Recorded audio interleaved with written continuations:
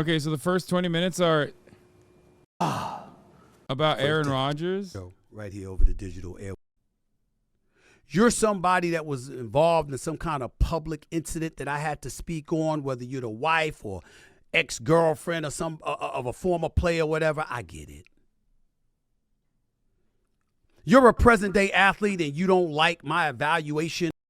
So Stephen A. Smith is a very famous sports commentator. Okay.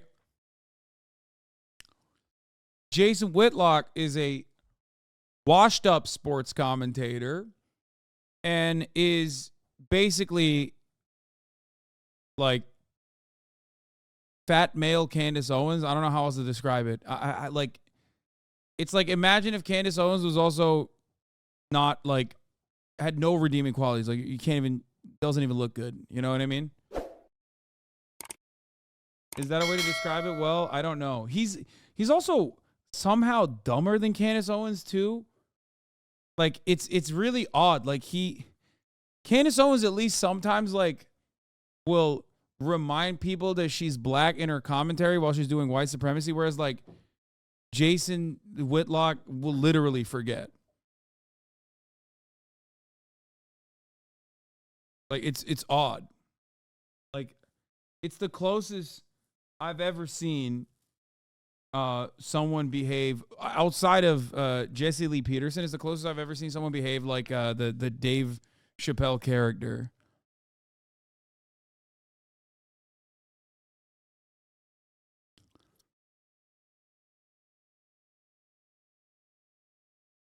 Of what has transpired before our very eyes and what I'm witnessing, that's cool. But I swear to you, on everything that I love, it's not personal. I'm a sports reporter and sports commentator. That is what I have been throughout my career. It is my responsibility to tell you what I see through my lens, how I feel about it, what my perspective is, etc. It's not like I'm sitting at home with absolutely nothing to do and no obligation to touch on anything, but I feel the need to. Aaron Rodgers is an anti-vaxxer. Josh Giddey is a pedophile. Zion Williamson is fat. That's what Stephen A. Smith said, actually. Dude, what's up with like, dude, I swear to God, sports commentators are either like insanely in shape. I think, did Felix tweet about this before? I can't remember. Like, everything I've seen as sports commentators are like, either they're like rail thin or they're just like super bloated.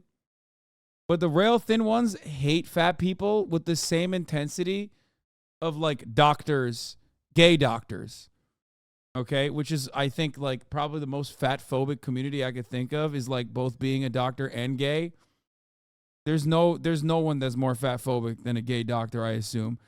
And then you have like I guess Stephen A. Smith. I don't know. People shit on Zion Williamson a little bit too much, I think, about being fat. And most of NBA Twitter is way fatter than he is, and he could dunk on you. So shut the fuck up. Calling Zion fat isn't fat phobic. How about you chill out, okay? He would destroy you. I have a lot of respect for him.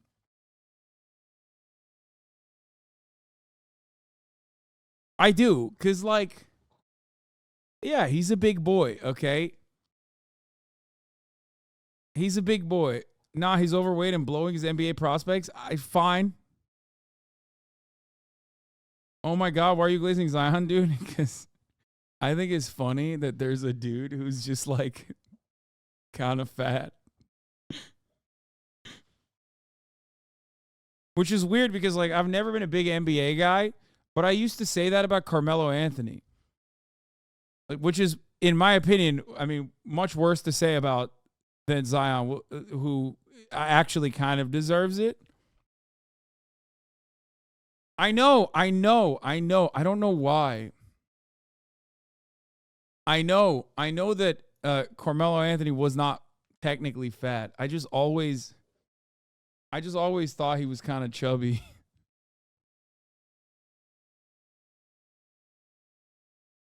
All right, let's keep going. Invoke and ingratiate my thoughts, opinions, etc., upon the world. I actually get paid to do this. And because of that, sometimes my opinions, my thoughts, my feelings, etc., are things that you would not like. I've grown, is what I'm saying. I've grown. I always thought he was like kind of chubby in a way that like bothered me, but now like Jokic is obviously in that same standard, and it still doesn't matter because now I love a little bit chubby boys in the NBA because like I'm also a chubby boy myself, and I think that's great. All right, let's continue. Let's just But stop I have talking never about it. lied to you. Ever.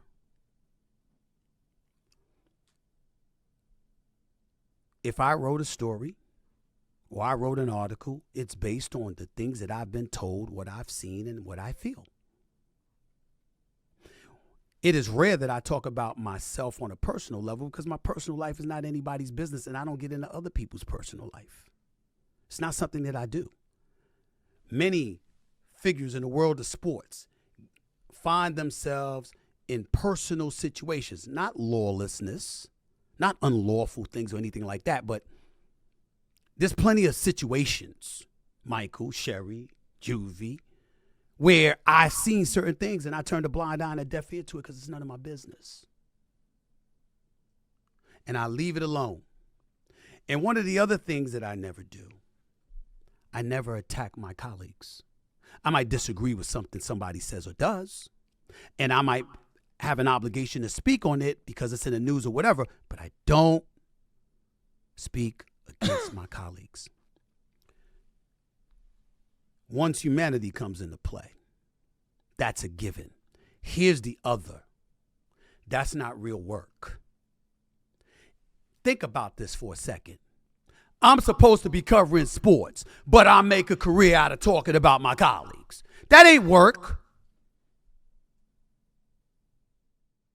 Okay, we get it. You take a lot of seriousness to your job. Like this part is like I feel like he builds up a lot.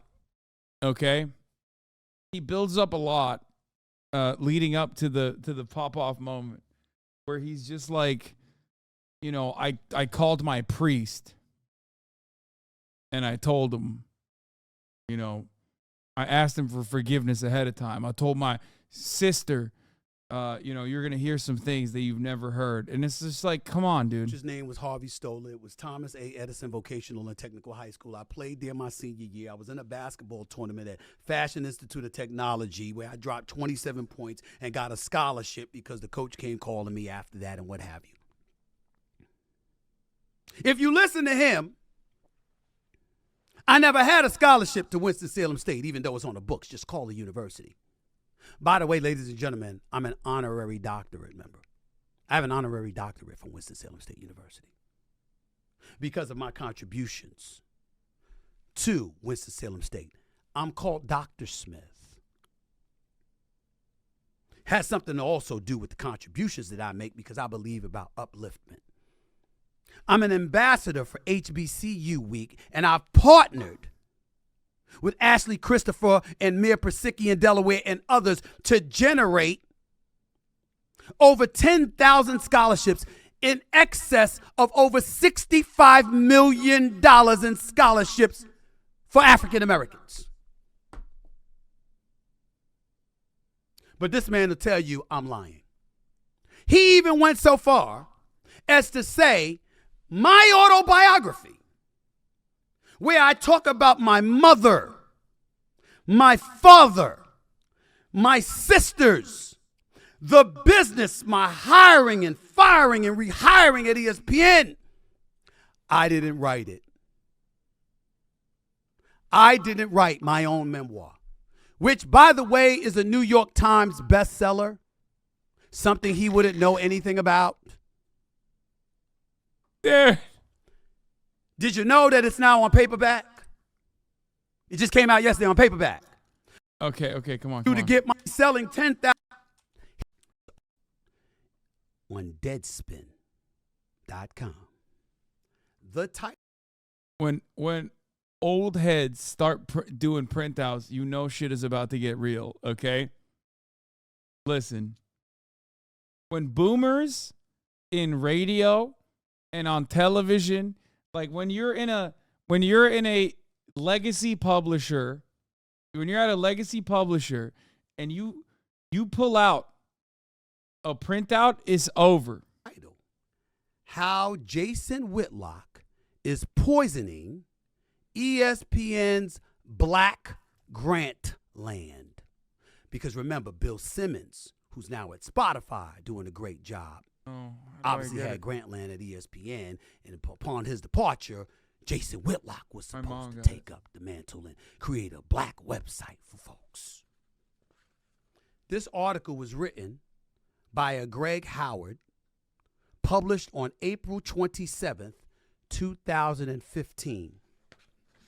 The same Jason Whitlock that said he's seen my writing, the same Jason Whitlock that implied that I couldn't write, the same Jason Whitlock that said that I'm lying. What does this man do? Why would I call up this article? There's a plethora of reasons why I would do so, ladies and gentlemen. One of the reasons would be because it's as in-depth as it gets about how scurrilous, how trifling, how despicable this man is. But there's also another reason that I'd pick up this article. Let me read the graph to you that it says. Keep in mind, Stephen A. can't write. This staff, the one Whitlock was praising by way of warnings that if the writers and editors wouldn't align with his vision, he would get rid of them, was not the one Whitlock wanted. The undefeated. Okay, I'm skipping this part too. This is boring. Okay, where does he get? TV. Spewing that bullshit to people. Did you tell him that? Did you tell them how you stood outside of First Take begging me to talk to you? Did you tell them that once this same article in Deadspin came out, weeks later you wrote a lengthy apology to me in an email, begging me to forgive you, pointing out how you were betrayed by this particular writer, so you know how I must feel that you betrayed me? Did you tell the folks that, you bitch? Did you tell them? You fat piece of shit. Did you tell them that? Got the names. We got Jamel Hill. We got Howard Bryant. You want me to bring up the other writers that wouldn't work for you? Why it took you nearly 2 years to get an article out? Because you ran that shit so bad you were running it into the ground? What a disgrace you were to John Skipper, the former boss of ESPN, or the host of others. You want me to talk about that? Because I got receipts. I got the email. Want me to talk about that? Now, just for everybody that wants to understand, how could this possibly be? Because once upon a time, I actually tried to speak up for this damn cretin. I knew he was a piece of shit. But I said, look, maybe he's misunderstood. Why would I do that, ladies and gentlemen? Because sometimes as black folks, we get in our own way. We think that all of us must be of one monolithic thinking, that we need to be completely and totally aligned. And any deviation from that brings into question our quote-unquote blackness. Martin Luther King was a man of peace. Malcolm X was by any means necessary. They can't possibly be on the same page.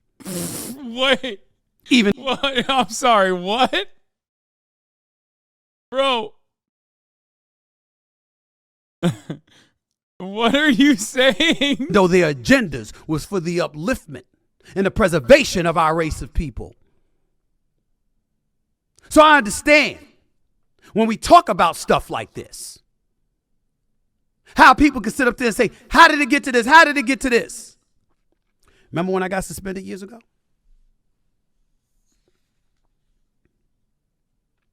You know what's out there writing stuff, smiling in my face 1 minute, talking smack about me behind my back, and then ultimately writing it? It was him. Remember when I supposedly used people were speculating that he used the N-word on the air and all of this other stuff. He was the first one out there trying to say that I did it. Ladies and gentlemen, I didn't do it on the air, in my humble opinion. I'm telling you that. However, it's not like I didn't use the N-word when I was off the air, when I was talking to my fellas, or I was talking to other folks who happened to. Did he say the N-word on the air? I mean, was this a big deal or something? Like, I don't get it.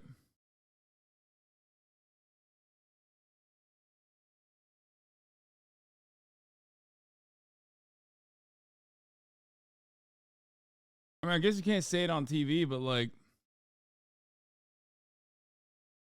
if it slips out, you know. Stephen A. Smith says N-word on air, claims it didn't happen.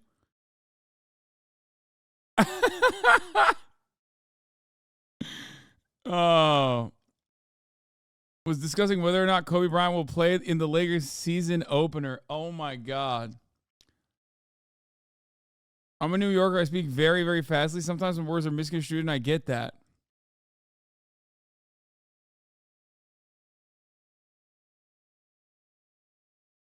I mean, yeah, okay, he slipped up. Going on, he'll be just fine. Opening night, Kobe Bryant is gonna miss it because my foot is sprained. Are y'all crazy? Please. It's a waste of time. Enough about that.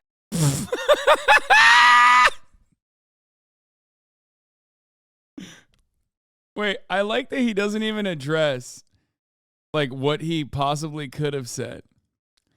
Anyway, the brass at ESPN have decided not to suspend the analyst for this on-air incident. It should be noted that this is the same network that suspended a SportsCenter host for saying chink in his armor when talking about Jeremy Lin earlier this year.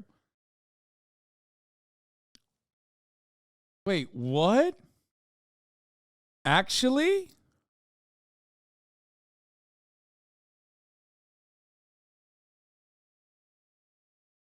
I haven't seen that. Yeah, because it's kink. No, it's not, isn't it? Wait, it's not chink in his armor? No, it's not kink. It also has nothing to do with, like, you keep saying it. Guys, it's not a slur. What are you saying? I mean, it is a slur if you say it separately. It is a slur if it's separately. It's not a slur in that context. What are you talking about? What the hell? Yeah, it just means like vulnerability. Exactly. It's traditionally been used to refer to a weak spot in a figurative suit of armor. The standard meaning is similar to that of an Achilles heel.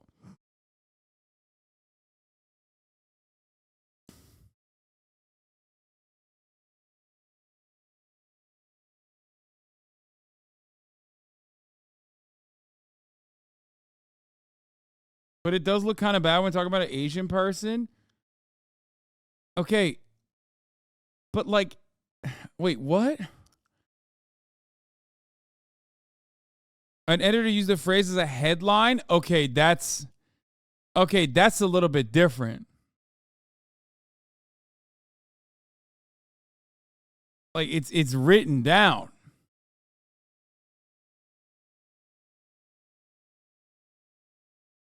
This, on the other hand, is ridiculous. Like, on-air ESPN commentator Max Brados also used the same phrase when referring to Lin, asking, if there's a chink in the armor, where can Lin improve his game? Like, that is totally valid. That's not like racist at all.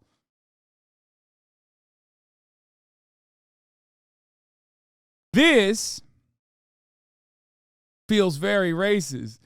This feels like a regular term of reference. I mean, he was just using the normal term.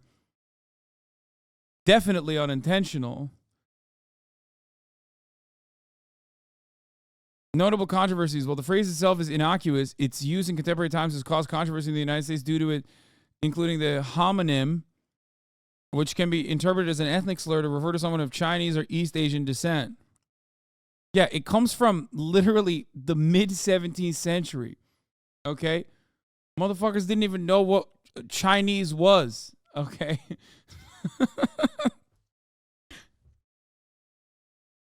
Like, what are we talking about? It is based on a definition of chink, meaning a crack or a gap, dating back to around 1400.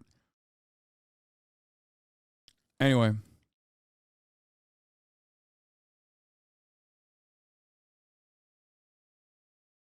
But it's a double entendre, like you're being obtuse? No, this is a double entendre. This is not a double entendre. That's the difference. This is a double entendre and definitely does not meet the muster. This is being used as a regular term within context, in the completely appropriate context, as it is a perfectly normal reference that I have used, like it's a perfectly normal phrase that you use in normal conversation.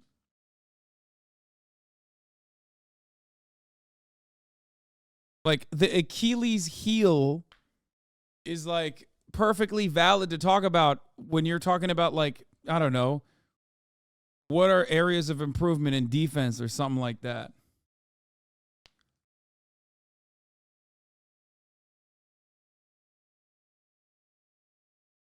Where can Liv improve his game? Brados apologized, saying my wife is Asian, would never intentionally say anything to disrespect her and that community. Wait, he probably said my wife is Asian because his wife is probably not Chinese. Okay? And he didn't want to come across as like even more racist by saying, oh, my wife is Japanese. I would never disrespect the Chinese person. And then motherfuckers will probably jump on that and be like, oh, this guy thinks Chinese people and Japanese people are the same. Like, you know what I mean?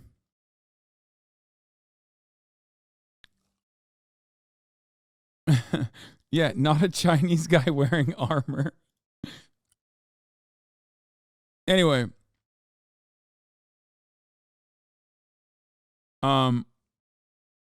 People's bubbles are really showing right now. There's no way you haven't heard this term.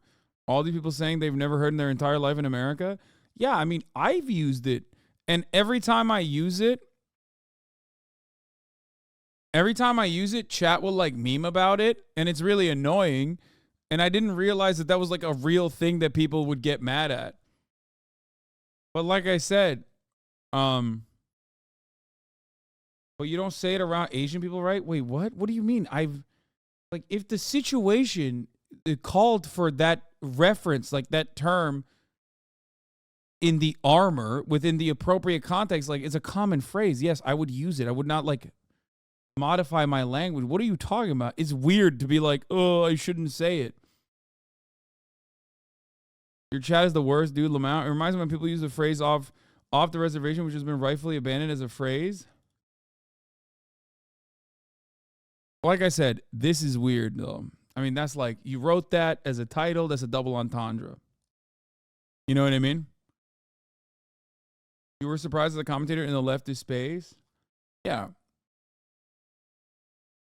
Anyway, but going back to the other thing, this, I think is pretty funny. And it also, once again, shows how white the audience is. It's something that I talked about yesterday, if you recall. And that is that, like, white audiences love black culture, but, like, don't want black people to be people, like black people. You know what I mean?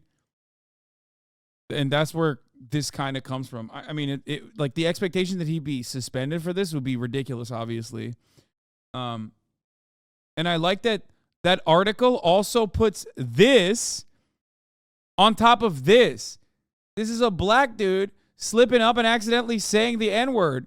This is a white dude that is being misconstrued. It's not even in the same, situation, though. It's not like he said cracker and was canceled for it or potentially suspended for it. Anyway.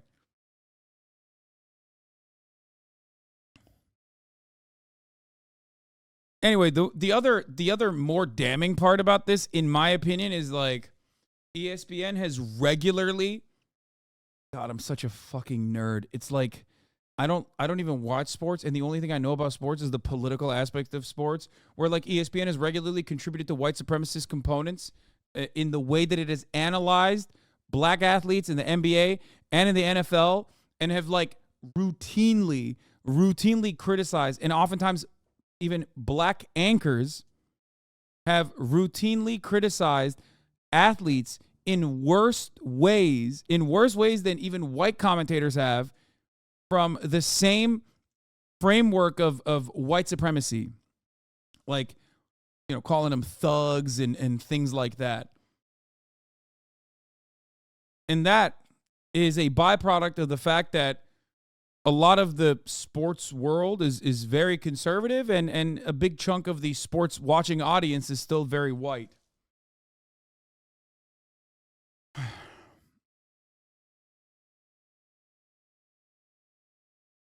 Anyway.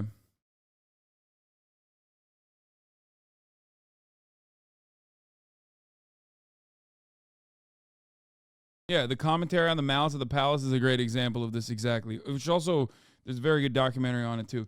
But Jason Whitlock takes it way further than all of the average commentators on ESPN and whatnot. To be black. I am not a proponent of using that word often, nor am I advocating that word be used now. I'm just acknowledging the guilt that comes associated with me in terms of when I was younger. But I was always saying we as black people communicate how we want to communicate with each other. I love John Wooten, who's been associated with the Fritz Alliance, the Fritz Alliance, Fritz Pollard Alliance. Love that man. Love his contributions to the NFL. But when we would get into it in the past on rare occasions, it wasn't that he wanted the eradication of the N-word, because I support that. My issue with him was, hey, you shouldn't be encouraging the NFL to fine us and penalize us for using it amongst ourselves. How can a race of people who actually made the word iniquitous be in a position to punish us for using the word with one another? I had a problem with that, and I stand by that, but I digress. My point is, in bringing up all of that, Jason Whitlock pounced on it because that's what he does. God, the audio. You see, what he levels does are crazy. Is he's the one that puts himself in front of white folks. The white folks, not all white folks, not most white folks, but the white folks that dare we say may have a problem with black folks. He says, I'm your man. That's what he does. You think I'm lying? Ask ESPN. Ask Fox. Ask the Kansas City Star. Ask them all. Jamel Hill, Rob Parker, Chris Broussard, Skip Bayless, yours truly, along with a host of black folks all over this country. Every single one of them will confirm what the hell I'm saying about this piece of garbage. Ladies and gentlemen, I mean, I think he's as a black man, I think he's so racist, even white people recognize that he's racist, unless they are like really racist white people, in which case they love him.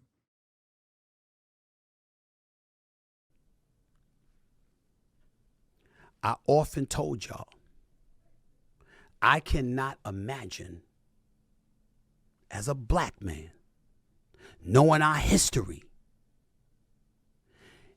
anything worse than a white supremacist. That is, until Jason Whitlock came along. He's worse than them. The only people that are racist in sports Twitter are LeBron haters and Jason Whitlock. He is the worst, most despicable, lying, no good, fat ass human being I have ever known. in my life.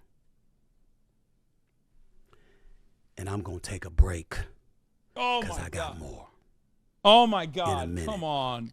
You're listening to the Stephen A. Smith Show. Right here. He's such an old school radio guy. Just It's at so least funny. one Like time an old school commentator. Let's take it to the commercial break. Remind everybody that as I'm sitting here talking about Mr. Jason Whitlock, first of all, it will never happen again. He's irrelevant. He's not important. He's insignificant, and he knows it. And he did all of this to try and bait me into all of this stuff. I know that's how people are looking at it. My family and friends and everybody thinks the same thing. My point is I don't care. And the reason I don't care is because I've been holding it in for nearly 10 years. And so there comes a point in time where at the very least, at least one time, you have to address it. It's necessary. It's important. Okay? And as we sit here today talking about this subject, there's certain things that we just don't need to let go. You know, we just don't need to let go. Cinnamon roll, hold up. Because there comes a point in time when enough's enough. And that time has arrived. Getting back into him and to really elaborate extensively on us. Ladies and gentlemen, John Skipper, the former boss for ESPN, wanted to start this website. And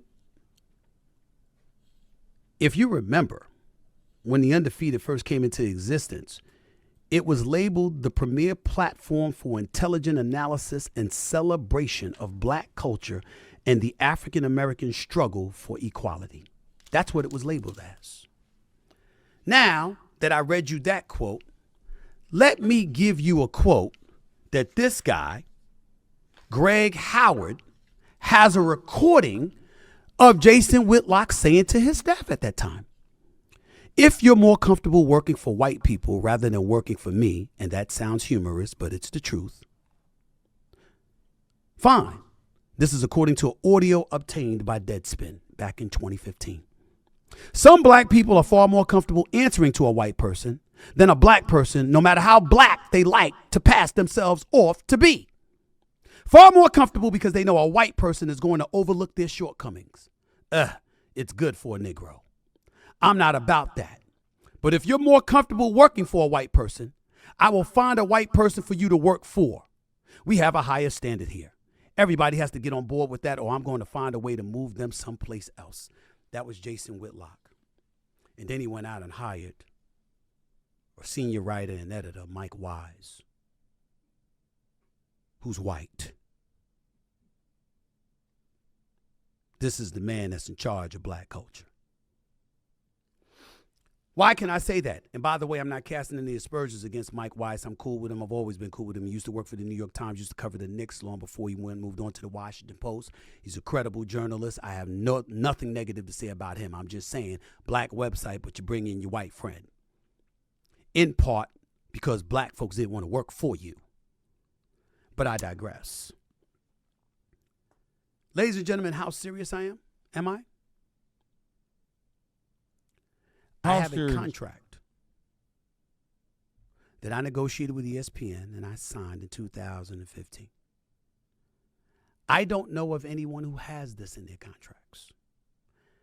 I had it in my contract, and I have a copy of it, where it specifically stipulates that I never work with Jason Whitlock. It's in writing. No wonder you didn't see him on First Take. You didn't see him on Undisputed with Skip Bayless either. Skip Bayless wouldn't allow him on there. You didn't see him on Numbers Never Lie. Wow, that's racist. Jamel Hill and Michael Smith wouldn't allow him on there. Christopher Broussard for Fox Sports and Fox Sports Radio. Let me take a moment to tell you about Chris Broussard. If Chris Broussard were not in this industry, I don't even understand why Jason Whitlock is like, did he have to be on any of these shows anyway?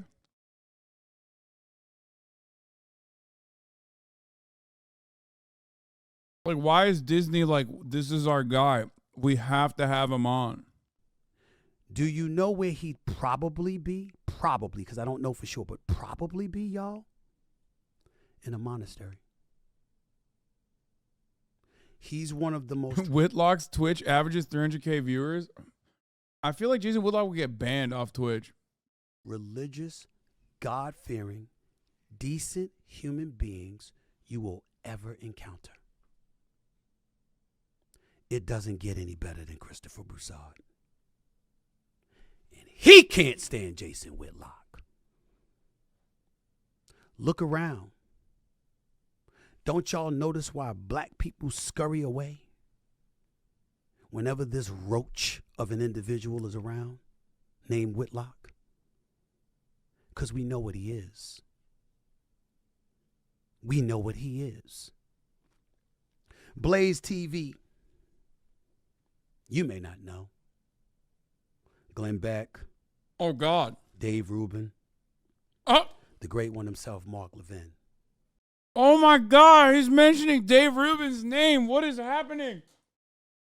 He said the great one himself to Mark Levin. Oh, my God.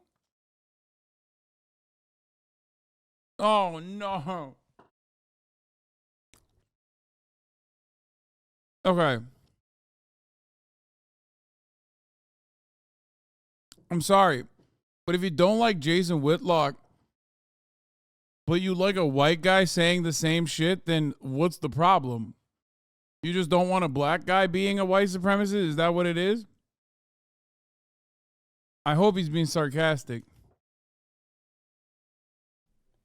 I bring up Blaze TV, which is where Whitlock works, because I want Blaze TV to understand I'm not talking about you. I know you're a conservative, you I get all of that. I'm not judging accordingly. I know Mark Levin well. We have one another on speed dial. We talk all the time. Yeah, that's what I'm saying, bro. He's not being sarcastic. He said he has Mark Levin on speed dial. Ew, dude. What do you guys talk about? Your hairlines? The same applies to Sean Hannity, the Andrew Wilkows of the world. What? Okay? I talk to these folks. I'm not one of those people that's married to one side or the other. And decent people are everywhere. Oh. Be careful that you don't get your stuff. Okay, dude, I'm sorry. But, like, I stand here not corrected, okay? I'm right. He's like, oh, yeah, both sides. I don't have a side, I don't have a dog in this fight. But then also, if you're shitting on Whitlock, and he deserves it 100%, while simultaneously glazing Sean Hannity and Mark Levin, then it's like you just don't want, you're fine with like white guys doing white supremacy. You just don't like it when a black guy is doing white supremacy. Self-stained and stenched by Whitlock. He can do that to people. He is the worst. He's not ethical. He's not moral. Clearly, based over what I've told you about me, he's also not factual most of the time. He will lie. He will denigrate. And he will turn against anyone to serve his own good. The real reason, and casting no aspersions on what Blaze TV presents and what it has to offer, the real reason he's there is because he can't get a job anywhere else. He hasn't burnt bridges, he's napalmed them. Call Eric Shanks and Charlie Dixon at Fox. Call Jimmy Pitaro, Burke Magnus, Dave Roberts, Norby Williamson at ESPN. Call them. Call them. Call John Skipper at Meadowlark Media. I'm giving you names. Stephen A. is a closeted conservative. He's been on all these guys' shows. Chris Broussard, the good Christian you mentioned earlier, is also a conservative fuckhead. I mean, I remember the conversation between him and what's the other guy, Max, who would regularly duke it out with him. and would be like defending the black position, I guess.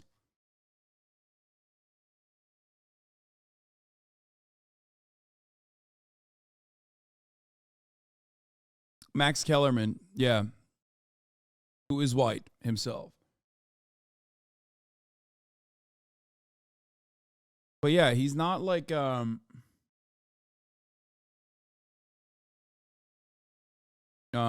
don't think he's like a closeted conservative. I think he has a lot of conservative takes. Names. I'm giving you names. That's just I already gave you on-air talent names. I gave you reporters and on-air talent. Ladies and gentlemen, this same Jason Whitlock that wants to talk smack about me is the same Jason Whitlock that wanted to hire me. It's the same Jason. Stephen A. admitted publicly, too, that he was the one who got Max taken off the show because he didn't like working with him. You basically can't work at ESPN at this point unless you're a conservative or a both sides guy. Dan Liebetard was doing a sports show and that didn't talk about sports, mainly politics. And it was the best show on ESPN. After ESPN was forced to cover George Floyd protests against their will, they waited until that stuff largely left the cultural forefront and fired every on-air talent who spoke out in favor of the protest. Oh, like, wasn't the controversy was like Jamel Hill, right? Can you watch the Cat Williams interview? It was so deep, I had to start taking notes. I mean, I watched parts of it. Problem is, it's like 3 hours long.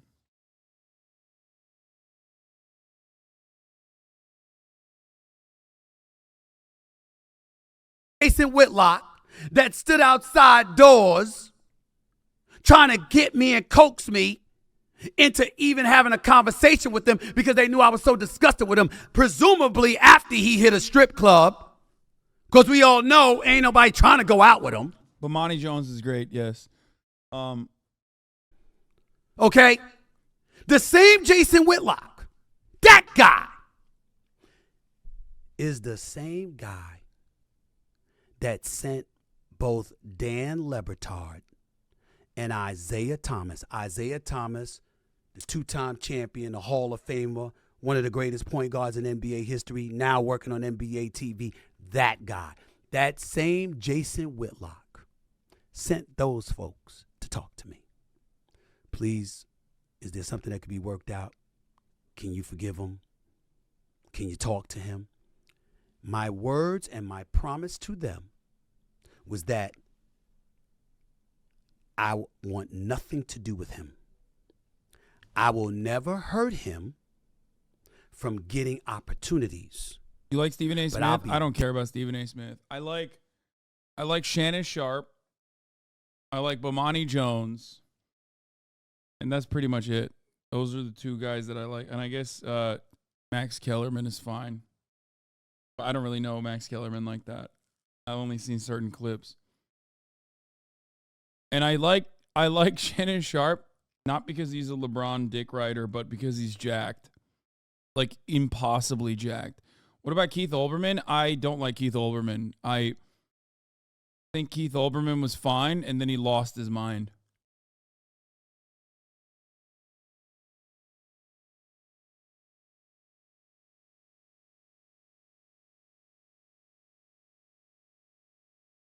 ESPN had a CNN-type shift where they got rid of people like Dan Lebatard, Bomani Jones, Max Kellerman, Jamel Hill, and anyone who spoke out politically and wanted a more center-right framing of sports.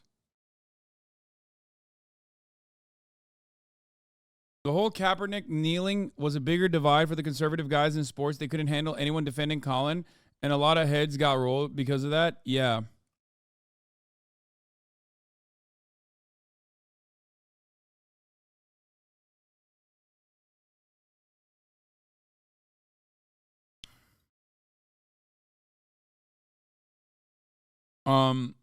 I remember just kind of covering some of that at the Young Turks.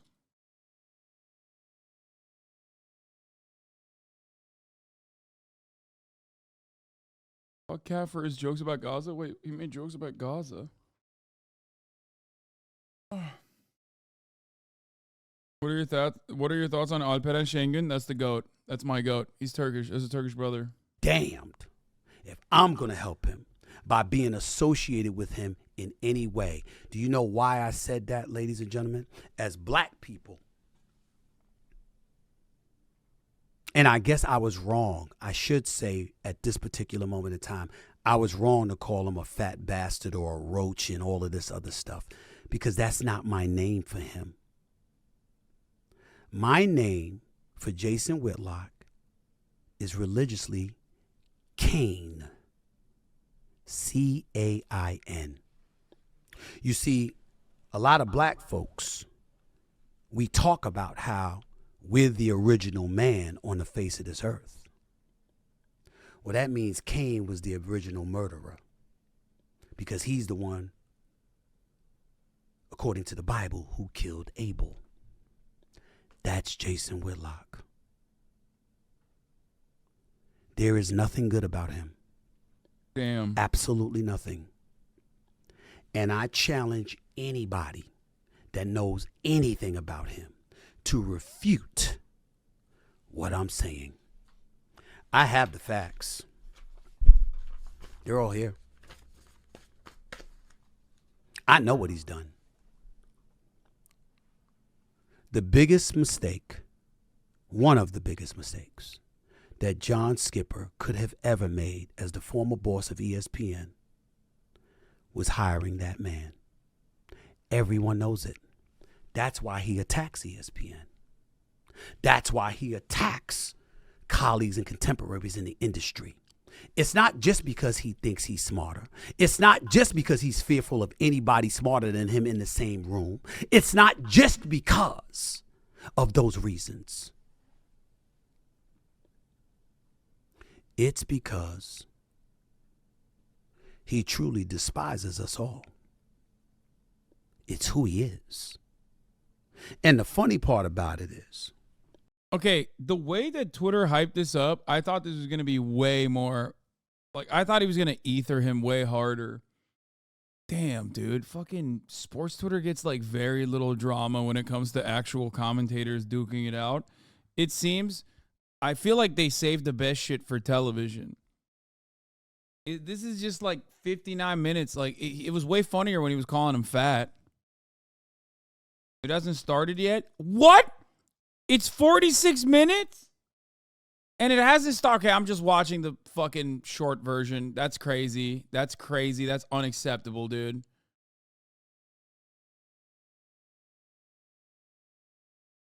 That's not all right.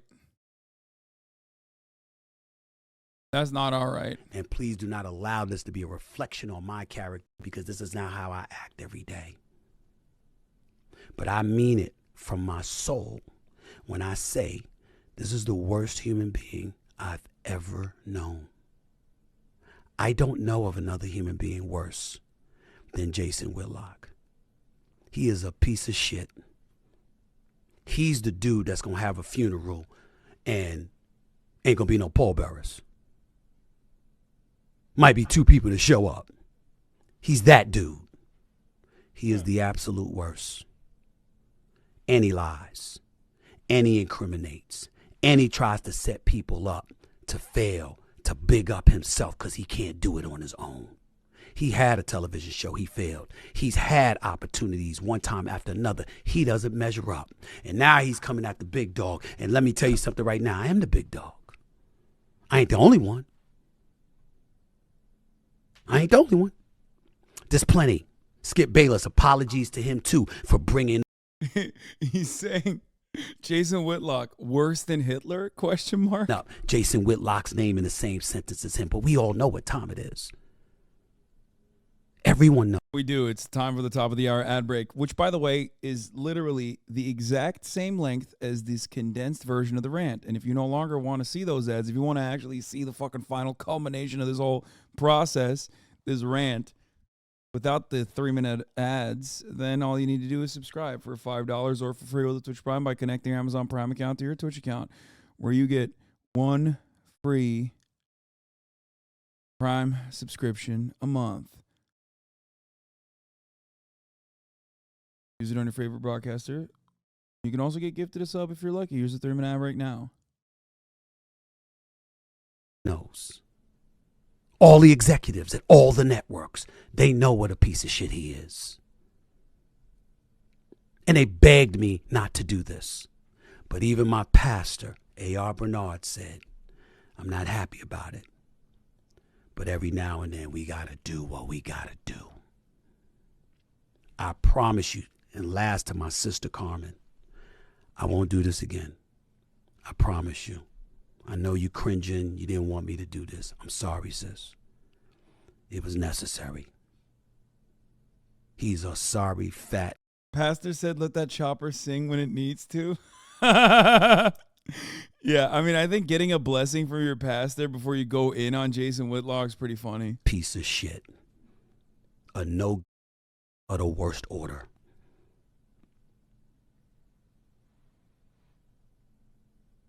That's who he is.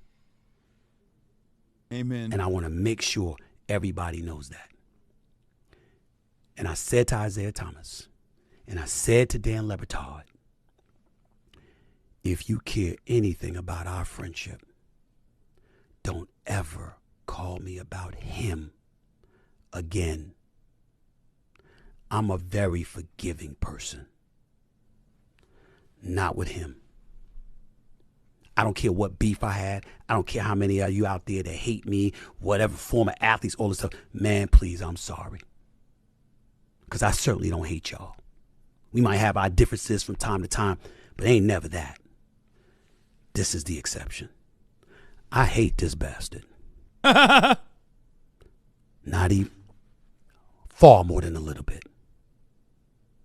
He is the worst human being any of you will ever meet. You get within a mile of his presence. Wrap your arms around yourself to protect your soul. He is Cain. He is a devil. The worst. That's all I have to say. Y'all have a nice day. I'm going to go about my business. I will not speak about this piece of shit again. Peace and love. Yeah, I mean, Jason Whitlock is Stephen A. said it's on site if he ever runs the shitlock. I gotta be honest, we watched that whole fucking thing and I have no idea what this man has done to him. I don't know. I mean, I guess he's like fucked him over before, but the real thing is that Jason Whitlock is just the worst. Like he actually is just a horrible person. That's it. I think Stephen A. Smith cares more about how he's a backstabber and how he said he's like doesn't know how to write and things of that nature. Have you ever considered doing this to no one in particular? A little bit. I mean, it's obvious to me that Stephen A. Smith does not care about Jason Whitlock's like white supremacy that much. I mean, I think he does care about it. Oh, he most recently said Stephen lied about his experiences in his book. Yeah. He definitely cares about the white supremacist aspect of it, but clearly not so much that like he hasn't thrown aside his relationship with Sean Hannity or Mark Levin. Do this for Ludwig? Dude, I got so much smoke for Ludwig.